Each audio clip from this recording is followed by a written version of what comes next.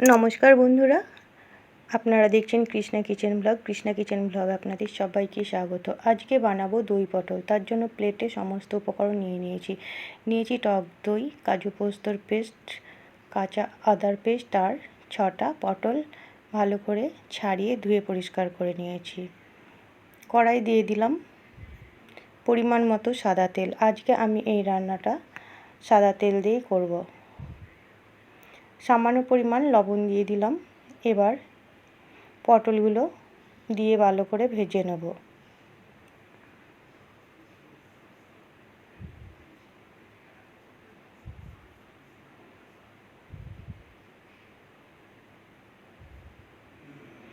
ঢাকা দিয়ে দেব, তাহলে পটলগুলো তাড়াতাড়ি মজে যাবে এবং ভাজা ভাজা হয়ে যাবে। কিছুক্ষণ পর ঢাকা খুলে দিলাম, নেড়ে দিচ্ছি। দেখুন এক সাইড বেশ অনেকটাই ভাজা হয়ে গেছে, কালার চেঞ্জ হয়ে গেছে। অপর সাইড উল্টে দিলাম।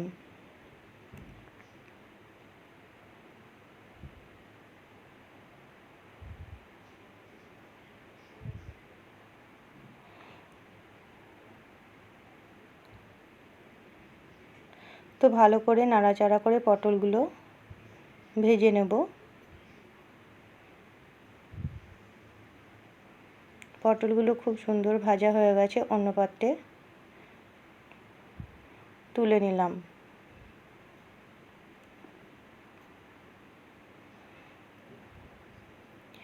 এবার ওই তেলের মধ্যেই দিয়ে দিলাম একটা শুকনো লঙ্কা ফোড়ন আর এলাচ 4টে ফাটিয়ে দিলাম আর 3-4টে দারচিনি।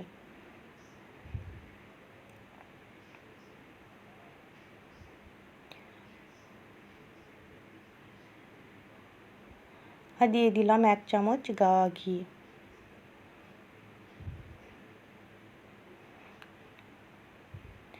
দিয়ে দিলাম কাঁচা লঙ্কা আদার পেস্ট। এবার ভালো করে একটু মশলাটাকে কষিয়ে নেব, যাতে মশলার কাঁচা গন্ধ না থাকে। ওই বাটিতে সামান্য পরিমাণ জল দিয়ে সেটাও দিয়ে দিলাম। এই রেসিপিটি বানানো খুবই সোজা আর খেতে কিন্তু দারুণ হয়।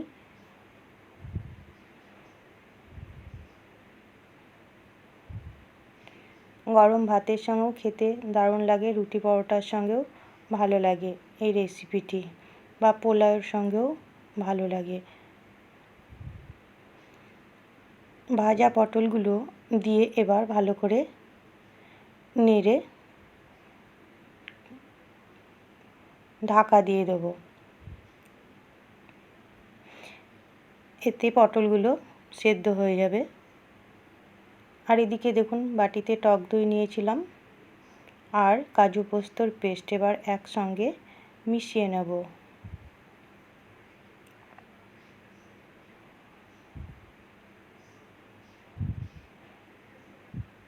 পোস্তর বাটিতে একটু জল দিয়ে সেটাও দিয়ে দিলাম, আবার একসঙ্গে ভালো করে মিশিয়ে নিচ্ছি।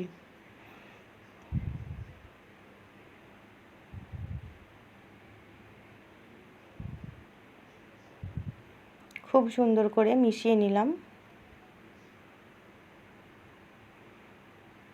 কিছুক্ষণ পর ঢাকা খুলে দিলাম। দেখুন পটলগুলো বেশ অনেকটাই কষানো হয়ে গেছে। দেখুন মশলাতে কিন্তু যতটা পরিমাণ জল ছিল সেই জলটা আর নেই, পুরোটাই শুকিয়ে গেছে।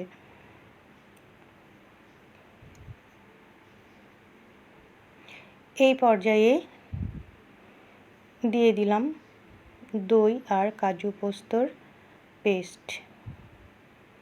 ওই বাটিতে জল দিয়ে সেটাও দিয়ে দিলাম।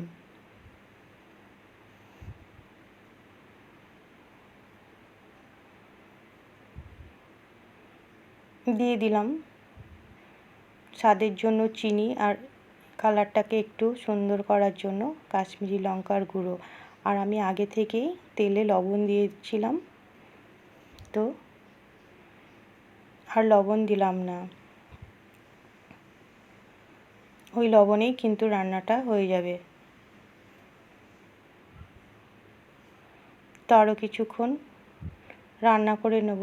দিয়ে দিলাম 3-4টে চেরা কাঁচা লঙ্কা। এতে কিন্তু রান্নার টেস্টটা খুব সুন্দর হবে। তো দেখুন ঢাকা খুলে দিলাম। তৈরি হয়ে গেছে নিরামিষ দই পটল। আপনারা অবশ্যই একবার এইভাবে বানিয়ে খাবেন, দেখবেন খুবই ভালো লাগবে।